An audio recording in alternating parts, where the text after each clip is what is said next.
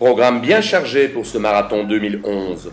La course d'endurance la plus longue de la saison avec ses 500 km de spécial disputés sur le plateau des Batéké.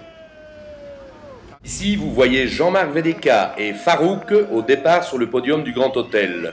De retour aux affaires après 3 années d'absence, le champion multirécidiviste participe sur le bowler Wildcat de 300 chevaux avec lequel il a remporté le championnat 2007.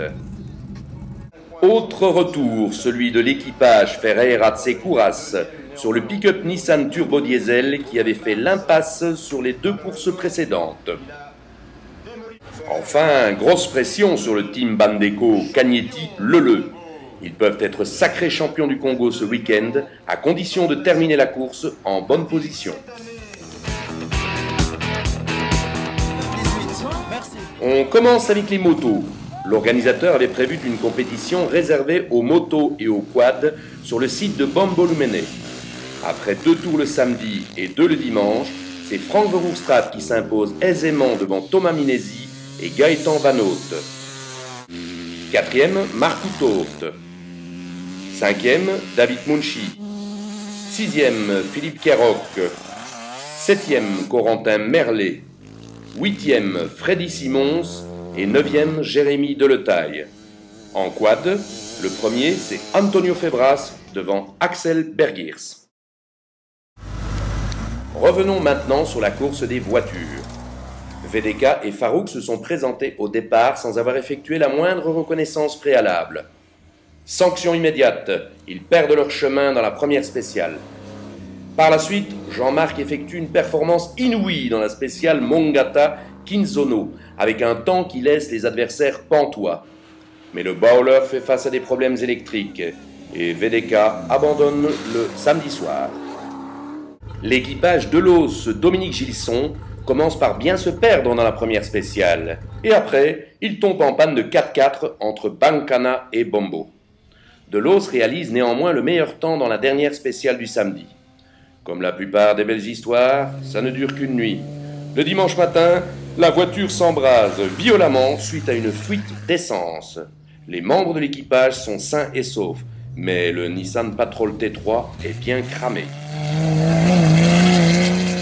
Nos Watuila nationaux débutent le rallye avec quelques performances honorables dans la première étape, jusqu'à l'impitoyable spécial de Bancana, où le range présidentiel connaît des problèmes mécaniques. Les Watus sont forcés à l'abandon dès le samedi soir. Le jeune couple Rodriguez-Rama se perd lui aussi dans la première spéciale. Il fait le meilleur temps dans la suivante, mais casse ensuite sa direction.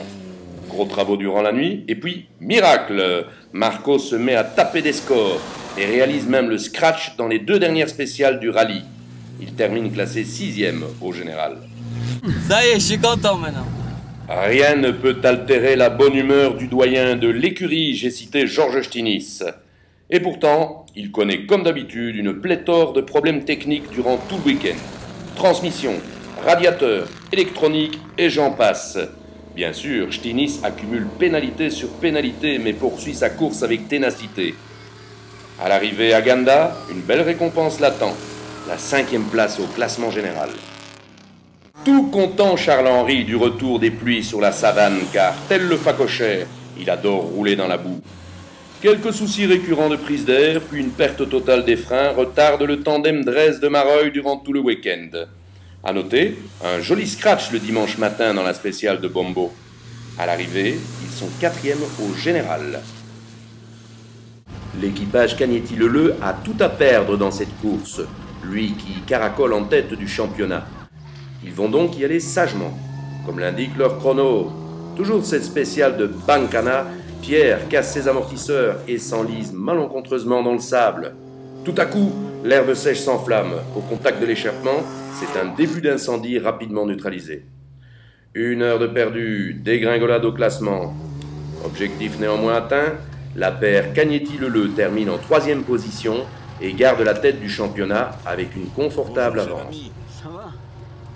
Superbe course que celle de l'équipage Hussein Temple qui confirme le potentiel de leur buggy Desert. Malgré un souci d'ordinateur vite réparé en début de course, Hussein réalise son premier scratch le dimanche dans la terrible et longue spéciale de Bancana. Il monte sur la deuxième marche du podium. Parlons maintenant des vainqueurs de la course. Eh bien, c'est le pick-up de Luis Ferreira et Pascal Tsekouras qui va l'emporter. Ferreira commence par réaliser le meilleur temps dans la toute première spéciale. Performance qu'il va répéter dans la grande étape de Bancana.